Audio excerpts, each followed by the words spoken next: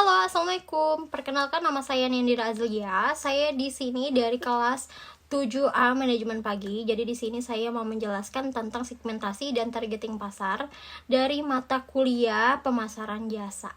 Segmentasi dan targeting pasar jasa.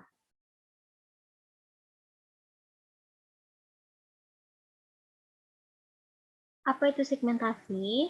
Nah, jadi segmentasi dalam pemasaran produk adalah pemetaan konsumen yang memiliki karakteristik daya beli, kebutuhan yang berbeda-beda di dalam situasi market tertentu. Secara otomatis, konsumen ini akan menargetkan pembeli produk sesuai strategi pemasaran yang dianut. Nah, biasanya segmentasi pemasaran dijadikan strategi perusahaan untuk mencari target konsumen yang tepat. Karena jika pemetaan ini sudah dikuasai perusahaan, bisa memproduksi barang atau jasa yang memang dibutuhkan oleh konsumen.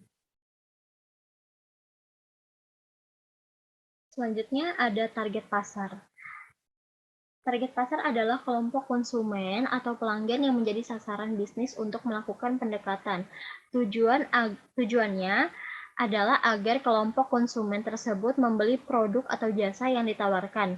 Biasanya, target pasar atau market dikelompokkan berdasarkan sifat, rentang umur, ataupun karakter serta kebiasaan yang dinilai selaras atau relevan. Nah, jadi ada beberapa alasan pasar yang harus ditentukan di awal. Nah, ini memang saya tidak tulis ya, jadi ini saya jelaskan. Mampu menempatkan gagasan marketing atau pemasaran bisnisnya secara lebih jelas, lebih mudah dalam mengatur produk yang ditawarkan, dan lebih menarik perhatian para calon pembelinya untuk menentukan serta membandingkan peluang yang ada di pasar atau kebutuhan dari target marketnya, dan mudah dalam mengelompokkan budget usaha dengan tepat.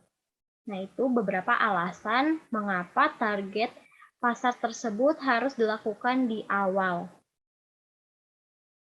Nah, selanjutnya ini ada positioning.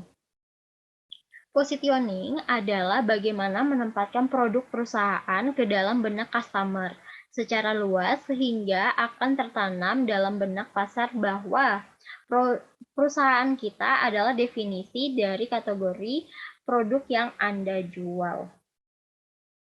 Nah, jadi positioning ini bukan bagaimana kita pandang pasar akan produk atau jasa yang akan kita tawarkan, dan tidak melihat pada besar atau kecilnya pangsa pasar, tetapi positioning benar-benar berhubungan dengan benak atau dalam ini persepsi. Positioning ini juga bagaimana kita ingin pelanggan kita untuk mengingat produk atau jasa yang kita tawarkan oleh konsumen. Nah, tujuan dari positioning ini adalah untuk membedakan adanya persepsi perusahaan berikut produk atau jasa dari para pesaing dengan memperkenalkan kepada pasar bahwa produk kita ini berbeda dan unggul dari pesaing. Nah, jadi ada beberapa juga langkah positioning. Kita mengenali keunggulan-keunggulan yang mungkin dapat ditampilkan dalam hubungan dengan pesaing. Terus kedua itu memilih keunggulan-keunggulan yang paling kuat untuk menonjolkan produk kita sendiri. Terus terakhir ini menyampaikan keunggulan itu secara efektif kepada target pasar. Jadi itu adalah langkah-langkah positioning. Nah, terakhir ini ada klasifikasi jasa. Sebenarnya pembedaan antara produk dan jasa sukar dilakukan karena pembelian suatu produk seringkali disertai dengan jasa tertentu. Misalnya, instalasi dan pembelian suatu jasa seringkali pula meliputi barang-barang yang melengkapinya, misalnya makanan di restoran. Meskipun demikian, Holkler mendefinisikan jasa sebagai setiap tindakan atau perbuatan yang dapat ditawarkan oleh suatu pihak kepada pihak yang pada dasarnya bersifat intangible,